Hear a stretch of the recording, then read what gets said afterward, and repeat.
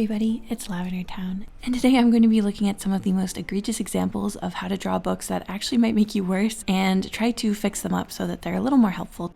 So we're starting off with this absolute gem. It's a how to draw anime book, and they're showing you all the different body types that you can draw. Now I know it's hard to even get started with all of this variety we're seeing here. They do kind of look like the same girl pasted 4 times. There are slight differences in the width of her thighs and the size of her chest, but other than that, it seemed like the artist was terrified to actually show any variety between these 4 body types. So first off, I'm going to redraw the full figured one. I think this one is probably the most egregious of all of them. I'm going to put some real weight on her body and try to just show that like you can still have this be in the anime art style while also having like fat on her person. In general, when I do this, I try to shape out the like overall silhouette first, and that helps a lot. I decided to have her clothes be a little bit tight and show more of her skin because I think honestly if you're showing someone examples in a how to draw book, it's actually better to show more of the body when you're talking about how to draw the body. I don't know why they picked these like weird denim shorts and a tank top instead of putting the character in like, you know, underwear. But at least in this case, I just kind of made it so that her tank top's riding up a little bit, her belly's over her shorts a bit, and I do think it also helps like show an example of how clothes are affected by weight being in different places, so I thought maybe that would be helpful as well. Also, I think that when it comes to drawing chubbier or fatter characters, people are really afraid to draw the belly, and I don't think they should be. I think that it's not as hard as people make it out to be, and knowing things like that the belly button flattens out a little bit is important for a beginner to like understand and have an example of, so I didn't want to cover it up with the tank top. So now we're going to move on to the athletic character. I think that athletic as a body type is kind of a misnomer because there are so many different types of athletic body types. There's a lot of different body types that actually benefit different sports, but I think in general when people say athletic, they just mean muscular. So that's how I'm applying this sort of phrase to this body type. So I am broadening out her shoulders and generally just wrapping the skin in more so that we see more of the muscles. Now, being more muscular, especially as a woman, doesn't necessarily mean that you get skinnier. Sometimes it means that your muscles are actually building out. So in some places she's going to get wider than the classic figure that they started with, and in some places she's going to get narrower. It's more about like the general form. So I actually made her thighs a little more muscular, and I had a couple delicate little lines in different places to show how her musculature is changing her body. In general, I think there are a lot of anime artists who are amazing at drawing muscular women. I would say that this is the body type I struggle with the most. So if I was making a real how to draw book with this type in it, I would have to do a lot more research, but for the purposes of this video, I think that she looks pretty cool. I did some other little things like reducing her chest size a bit because you need a very low body fat percentage to see some of this musculature. And I also think that it's really funny seeing the sort of more generic anime girl face on such a ripped body. I noticed that people do tend to draw sharper faces on muscular characters. Last up, we have the tall and skinny body type. Now, I would say that the classic body type they started with is already quite thin, but we can go more ectomorphic for someone who's naturally very, very tall and willowy. I had to go quite narrow here, and I tried to just focus on the things that would actually be different when you're drawing such a thin character.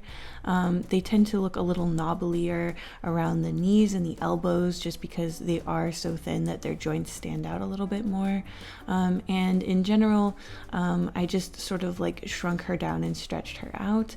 I also think that like with this character you'd see more of their collarbones and their ribs in order to make her like noticeably ectomorphic compared to the classic body type. You have to go to pretty strong extremes. And on this one, of course, I did reduce the chest size as well because in general with lower body fat percentage it also means like a smaller cup size. So here's the version that I drew versus the original. What do you guys think? Is it an improvement? This next how to draw book is trying to teach you how to draw like a manga or anime face, and I find a lot of problems with this tutorial in particular. First of all, it's showing you how to draw the exact face that they're drawing, but it doesn't really explain how you decide where to place any of these items.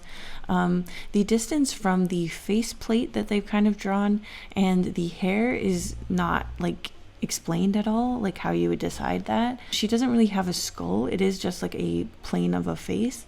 And even though they're utilizing the common cross technique that people use to show direction or manage proportion in face drawings, they're not actually aligning the facial features to that center line, which I think is really funny. In particular, the area where her bangs are and the whole area above her head where her skull should be seems like a total no man's land where nothing is really explained. So in my version, I'm going to try to think about it more as a structure of the head rather than the face and the hair, as well as create some guidelines that are explainable in a way rather than just saying like place the line low on the head. I feel like that doesn't explain anything. I also want to specifically call out that the circle that you start with before you add the jaw represents the back of the skull, like the bulb part of the skull.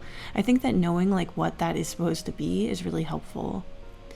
Additionally, I decided to limit the guidelines into a simpler sort of format just by saying that you should cut the head in half and then use that as the midpoint of the eye.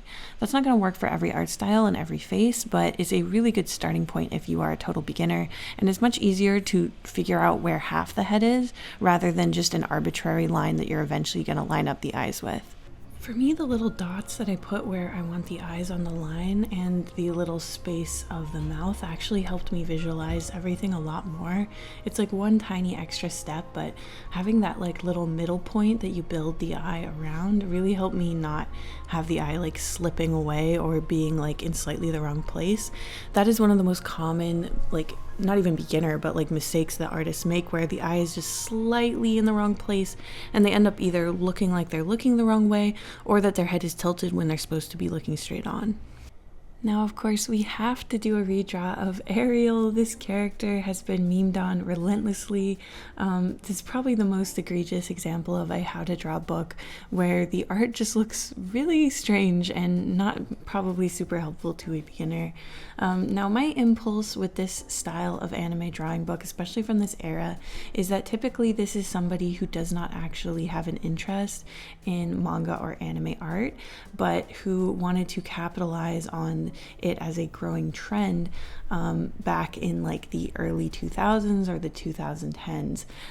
Now, I don't know this for sure. I did do a little research to find out the artist of this actual book, and it is a man named Peter Gray. Looking at his other drawing books, it does seem like he has done how to draw books on a lot of different topics. In general, his realistic books, at least judging by the cover, actually look really well drawn and well rendered, so I'm not exactly sure how he ended up becoming the how to draw manga guy, but anyway. So with this page, I actually don't know what we were supposed to be learning necessarily.